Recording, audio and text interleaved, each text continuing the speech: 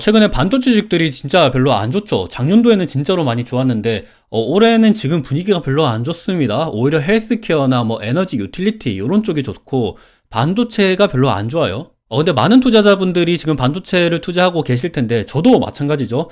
계좌 공개 영상에서 반도체 주식들에 대해서 굉장히 많이 말씀을 드렸고, 비중도 지금 가장 많이 들고 있습니다. 오늘은 이 이야기에 대해서 한번 말씀드려 보도록 할게요. 일단 결론부터 한번 간단하게 말씀드려보면, 반도체 주식들은 저는 괜찮을 거라고 생각을 하고 있습니다. 요 관련된 내용은 뒤에서 한번 다시 말씀드려 보도록 할게요. 일단 이 뉴스 헤드라인을 보면 삼성이랑 하이닉스 반도체 주식들이 굉장히 많이 하락을 했다고 합니다.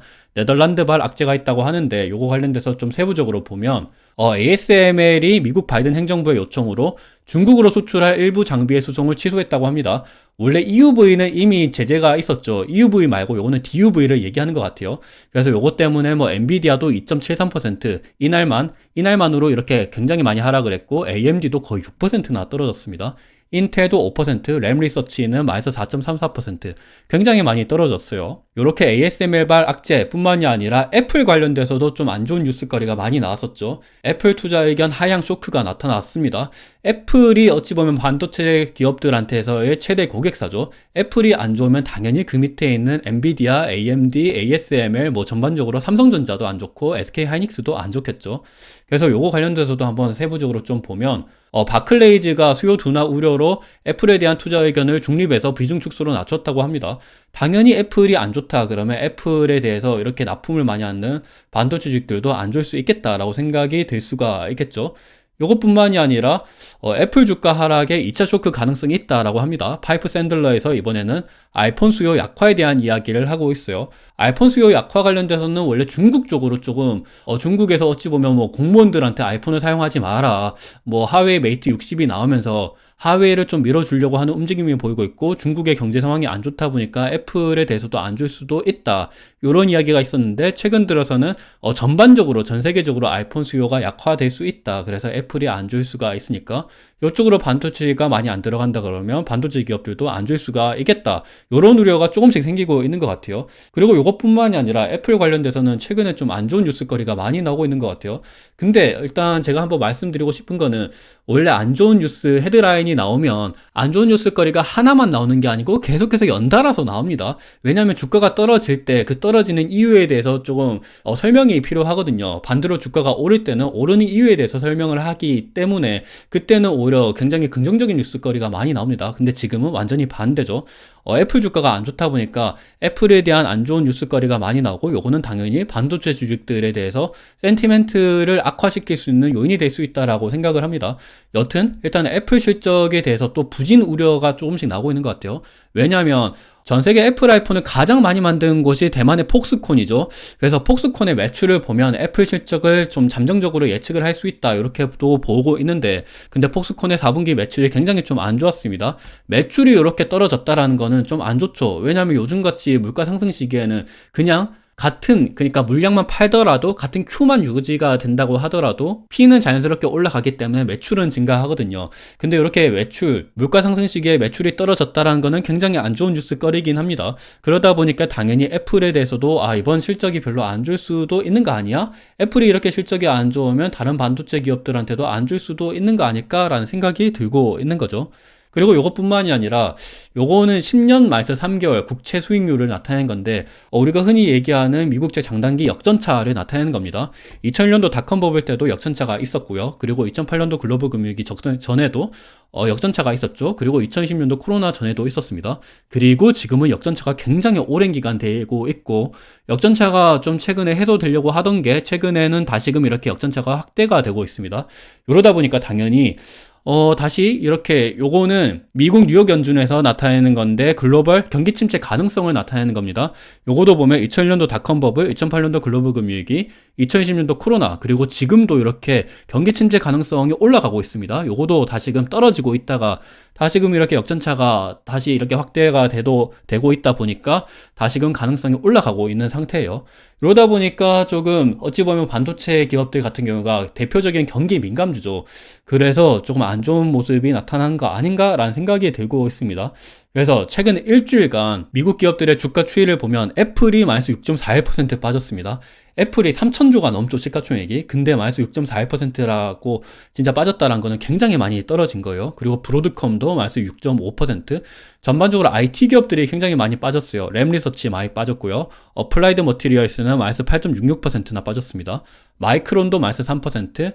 그리고 KLA, 여기도 미국 반도체 장비 업체죠. 마이너스 7% 빠졌어요. 퀄컴도 마이너스 6.22%, AMD도 마이너스 6.84%, 인텔도 마이너스 7%, 텍사스 인스트루먼트 마이너스 4% 빠졌습니다. NXP도 마이너스 10%. 진짜로 다들 많이 빠졌어요. 그리고 애플뿐만이 아니라 다른 빅테크 서버 업체들인 아마존도 많이 빠졌고, 구글도 빠졌고, 마이크로소프트도 빠졌죠. 그리고 심지어 테슬라도 어찌 보면 반도체가 들어가죠. 차량용 반도체가 들어가다 보니까 이쪽도 마이너스 6% 빠졌습니다. 그래서 반도체 주식들이 당연히 좋을래야 좋을 수가 없었다. 이렇게 보여지고 있어요. 반대로 헬스케어 기업들은 굉장히 좀 양호한 모습을 보이고 있습니다. 은행들도 좀 양호한 모습을 보이고 있네요. 그래서 지난 일주일간 전형적인 경기 침체 가능성이 조금씩 나타나고 있는 것 같아요. 지금 테크놀로지, IT 기업들이 굉장히 좀 많이 떨어졌죠. 전반적으로 주가가 많이 떨어진 곳들 분야가 보면 테크, 그리고 이거는 경기 민감주, 그리고 부동산, 그리고 이거는 기초소재, 산업, 그리고 커뮤니케이션 서비스, 요런 쪽이 어찌 보면 경기를 많이 타는 곳인데 이쪽이 많이 떨어졌다. 반대로 경기를 좀 덜 타는 경기 방어주인 헬스케어랑 유틸리티, 에너지가 많이 올랐다. 그리고 경기 방어주가 좀 상방을 한 모습을 보이고 있네요. 그래서 전형적인 경기 침체 움직임을 보이고 있다. 이러다 보니까 반도체 주식들이 안 좋을 수도 있었다라고 생각을 합니다. 근데 일단 결론부터 말씀드리면 저는 지금의 움직임은 완전히 경기 침체, 경착륙을 생각을 하는 게 아니고 연착륙을 가기 위한 과정이라고 생각을 하고 있습니다. 왜냐면 최근에 미국채 금리가 굉장히 많이 떨어졌잖아요. 그것이 어느 정도 좀 되돌리는 모습이 보이기 때문에 그리고 최근에 반도체 주식들이랑 IT 기업들 주가가 진짜로 많이 올라왔잖아요. 그래서 그거에 따른 좀 순환매가 아닌가라는 생각을 하고 있습니다. 그래서 저는 여전히 반도체 주식들에 대해서 긍정적인 뷰를 유지하고 있어요. 이거는 뒤에서 한번 다시 말씀드려 보도록 할게요. 그래서 일단은 최근 1년간 우리나라 반도체 ETF, 그리고 미국의, 이거는 속스예요. 미국의 반도체 ETF인데 진짜 둘 다 진짜로 많이 올라왔죠. 전반적으로 또 비슷한 모습을 보이고 있습니다. 그리고 최근에는 같이 빠지고 있는 모습을 보이고 있어요. 그래서 이게 빠지더라도 진짜 반도체 주식들이 굉장히 진짜 뭐 경기 침체 때문에 완전 반토막 날 정도로 떨어지지는 않을 거라고 생각을 합니다. 어느 정도 많이 올라왔기 때문에 그냥 금리도 많이 올랐고, 금리가 올라온 만큼 좀 조정을 주고 다시금 올라가지 않을까, 저는 그렇게 생각을 하고 있어요. 그리고 제가 투자하고 있는 뭐 삼성전자, 넥스틴, 동진세미캠 관련돼서는 제가 여러 번 말씀을 드렸는데 삼성전자는 최근에 좀 조정을 받았죠. 마이너스 4% 조정을 받았습니다. 그래도 아직까지는 상승 추세를 유지하고 있는 모습을 보이고 있고, 그리고 넥스틴 같은 경우는 오히려 빠질 때 올랐어요. 이때 보면 좀 오른 모습을 보이고 있죠. 그리고 최근에 좀 빠지긴 했지만 그래도 아직 5일선을 이탈하고 있지 않은 모습을 보이고 있습니다. 그리고 동진 세미캠 같은 경우도 최근에는 좀 빠지긴 했지만 그래도 그 전날 다른 기업들 뭐 삼성전자는 이날 많이 빠졌거든요. 이때 많이 빠졌죠. 하나 둘 셋 3일 전 이렇게 많이 빠졌죠. 근데 동진 세미캠 같은 경우는 오히려 올랐습니다. 그리고 최근 하루 전 그때만 좀 빠졌지, 그래도 아직까지는 5일선 이상을 계속 타고 있어서 저는 뭐 괜찮은 모습을 보이고 있다라고 생각을 하고 있습니다. 그래서 최근에 반도체 주식들이 좀 조정을 받은 원인 자체가 조금 많이 올라왔기 때문에, 그리고 애플에 대해서 조금 안 좋은 시선이 있었다, 이런 것 때문에 떨어졌지, 그래도 전반적으로 반도체 산업 자체는 좀 긍정적이지 않나라는 생각을 하고 있어요. 그래서 미국채 금리 같은 경우가 5% 찍고 3.75%까지 거의 근접하다시피 떨어졌는데, 그래도 최근에 좀 다시금 이렇게 올라가고 있는 모습을 보이다 보니까 이렇게 좀 조정을 받은 거지, 그래도 저는 좀 긍정적인 뷰를 유지하고 있습니다. 애초에 3.75%까지 떨어진 게 진짜 굉장히 좀 너무 많이 떨어졌다라고도 생각을 하고 있었어요. 왜냐하면 이거는 미국 FOMC 12월에서 나왔었던 점도표인데, 그때 FOMC 위원들이 얘기하기로는 4.75%까지 내년도에 떨어질 것이다 라고 생각을 하고 있었거든요. 그래서 가장 많이 투표를 받았던 곳이 4.75죠. 그리고 요거보다 뭐 좀 더 넓게 레인지를 한번 보시면 4.25에서 5%였습니다. 근데 보시면 채권 투자자들 입장에서 봤을 때는 2014년도 12월 18일, 그러니까 내년도 연말에는 3.75% 그리고 4%까지 떨어질 것이다 라고 예상을 하고 있었죠. 근데 FOMC 위원들이랑 보는 게 굉장히 다르죠. FOMC 위원들은 요거 위를 보셔야 됩니다. 요 관련돼서도 말씀드릴 게 많은데 2008년도 글로벌 금융위기 이후부터 범위로 미국에서는 기준금리를 말해요. 근데 범위로 볼 때 위를 봅니다. 위에. 그래서 좀 더 높은 것을 보셔야 돼요. 여튼 4.5%에서 5%를 보는데 근데 채권 투자자들은 4%를 보고 있다. 0.5%나 차이가 나죠. 당연히 이러면 미국제 금리가 당연히 올라갈 수밖에 없는 거죠. 미국제 금리가 올라가면 당연히 성장주, 그리고 자본을 많이 조달해야 되는 기업들, 이런 기업들은 당연히 조정을 받을 수밖에 없습니다. 대표적으로 반도체 주식들이겠죠. 그렇다고 해서 반도체 주식들이 진짜 작년도에 너무 많이 상승을 했기 때문에 올해는 안 좋을까? 저는 그렇게까지는 생각을 하고 있지가 않습니다. 왜냐하면 반도체 산업 같은 경우가 이때까지는 쭉 안 좋았잖아요. 지금까지 쭉 적자가 나타났다가 삼성전자랑 SK하이닉스 뭐 둘 다 적자였죠. 그리고 감산도 계속해서 하고 있었습니다. 근데 2차전지, 자동차, 금융, 헬스케어, 반도체 전반적으로 봤을 때 지금 바닥을 찍고 올라가고 있는 산업은 반도체가 유일합니다. 헬스케어는 계속해서 실적이 잘 나오고 있죠. 그리고 자동차는 지금 현대차, 기아 보면 굉장히 실적 잘 나오고 있어요. 2차전지도 지금 고점을 찍고 떨어지고 있는 거고, 금융도 충당금을 쌓고 있긴 하지만 계속해서 실적은 잘 나오고 있습니다. 근데 반도체 같은 경우는 이때까지 계속해서 안 좋았어요. 이거는 D램 지수를 보더라도 나오는데 D램 익스체인지 지수가 계속 떨어지고 있다가 이제 반등을 하고 있는 모습을 보이고 있어요. 근데 이 모든 게 다 지금 선반영이 됐다라고 보기는 좀 무리가 있는 거죠.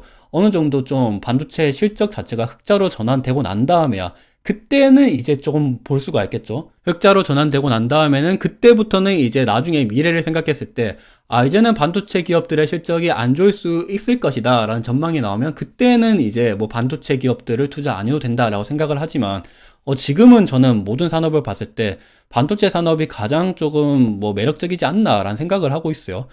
일단 D램 익스체인지 지수를 보더라도 올라가고 있죠. 그리고 반도체 산업을 볼 때 대만 기업들, 대만 테크 기업들의 매출을 보셔야 됩니다. 이 대만 테크 기업들의 매출액도 지금 저점을 찍고 다시금 올라가고 있는 모습을 보이고 있어요.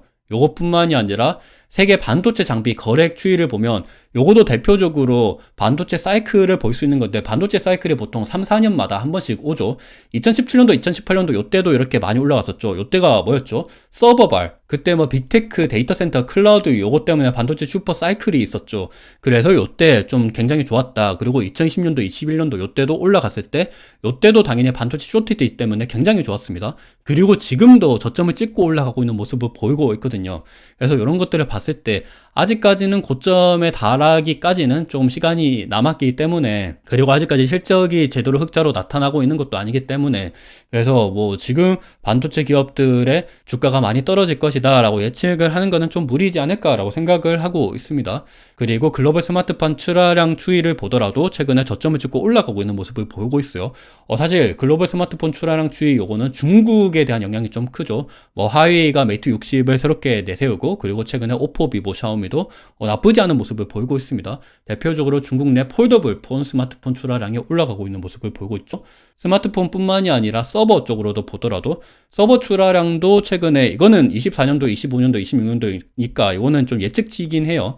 그래도 서버 출하량 추이가 이렇게 올라가지 않는다고 하더라도 AI 쪽은 계속해서 성장할 것은 자명한 사실이잖아요. 그래서 이것만 보더라도 어느 정도 좀 수요가 유지만 되더라도 괜찮지 않을까라고 생각을 하고 있습니다. 수요가 유지만 되더라도 괜찮다라고 생각을 하는 이유 자체가 공급이 제한이 되어 있기 때문인데요. 대표적으로 반도체 재고 같은 경우가 고점을 찍고 떨어지고 있는 모습을 보이고 있죠. 재고가 떨어지고 있다는 거는 공급이 줄어들고 있다는 겁니다. 공급이 줄어드는데 수요가 유지만 된다고 하더라도 가격은 올라갈 수가 있는 거죠. 그리고 이것뿐만이 아니라 공급자 및 응용총별 재고 상황을 보시면 공급자 서버, PC, 모바일인데 요것도 전반적으로 재고가 떨어지고 있는 모습을 보이고 있어요. 재고가 떨어지고 반대로 올라갈 때 그때는 주의를 하셔야 되지만 재고가 떨어지고 있고, 그리고 요게 리스타킹 수요가 조금씩 살아난다 그러면 좀 긍정적인 시그널이지 않을까라고 생각을 하고 있어요. 삼성전자, SK하이닉스, 마이크론, 웨스턴 디지털 메모리 재고 추이도 계속 떨어지고 있는 모습을 보이고 있죠. 그리고 지금 D램 업체들의 감산은 역대 최고대 규모 수준입니다. 삼성전자는 마이너스 34%, 그리고 SK하이닉스는 마이너스 21% 감산을 하고 있습니다. 그리고 그것뿐만이 아니라 실제 DDR4의 스팟 가격이랑 컨트랙트 가격, 그러니까 현물 가격이랑 고정거래 가격을 나타낸 거죠. 계약 가격을 나타낸 겁니다. 요 거래 가격을 보더라도 지금 저점을 찍고 조금씩 이렇게 올라가는 모습을 보이고 있어요.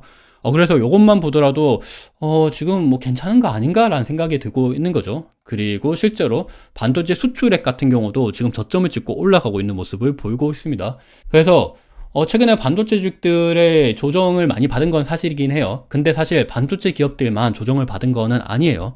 반도체 기업들 뿐만이 아니라 전반적으로 여기 보면 이거는 컨슈머 시크리컬, 그러니까 테슬라랑 아마존이 여기 들어가거든요. 그리고 부동산도 마찬가지입니다. 그래서 지금 반도체 기업들에 대해서 너무 과도한 우려인 것 같고, 이렇게 많이 떨어진 거는 애플이 조금 뭐 이렇게 주가가 좀 안 좋은 영향도 있고, 그리고 ASML 관련돼서 좀 안 좋은 영향이 있었고, 그리고 무엇보다 이게 가장 크죠. 미국채 금리가 다시금 올라가고 있다. 근데 우리 모두가 알았었잖아요. 미국채 금리가 장기간에 진짜로 많이 떨어졌습니다. 그리고 채권 투자자들 입장에서는 너무 낙관했었기 때문에 지금 연준에서는 어느 정도 좀 물가 상승을 잡기 위해서 그래도 좀 매파적인 발언을 할 수밖에 없었다라는 생각도 들고 있고, 그렇다고 해서 이게 무조건 경기 침체로 갈 것 같다라는 생각을 안 하고 있습니다. 어느 정도 좀 조정을 받을 수 있을 거라고는 생각을 해요. 뭐 동진 세미캠도 그렇고 넥슨도 그렇고 삼성전자도 그렇고. 그렇지만 이게 완전히 반토막 나고, 그리고 뭐 전저점을 뚫고 요 정도까지는 아니지 않을까라고 생각을 하고 있습니다. 저는 개인적으로 많이 떨어진다 그러면 추가 매수를 하지 않을까라고 생각을 하고 있어요. 그렇다고 해서 여러분들한테 추가 매수를 해라, 반도주식들이 앞으로 좋을 것이다 라고 말씀을 드리는 건 아니고, 제 개인적인 뷰를 말씀드리는 겁니다. 그래서 제가 반도체 주식을 사라 그랬다 이런 식으로 생각을 하시면 안 되고, 여러분들이 좀 공부를 하시고, 뭐 여러 사람들이 보는 뷰가 있을 거 아니에요. 저보다 좀 많이 공부를 하시는 분들도 있을 거고, 여러분들도 많이 공부를 하시니까 그런 것들을 한번 참고하셔서 투자에 도움이 되셨으면 좋을 것 같습니다. 감사합니다.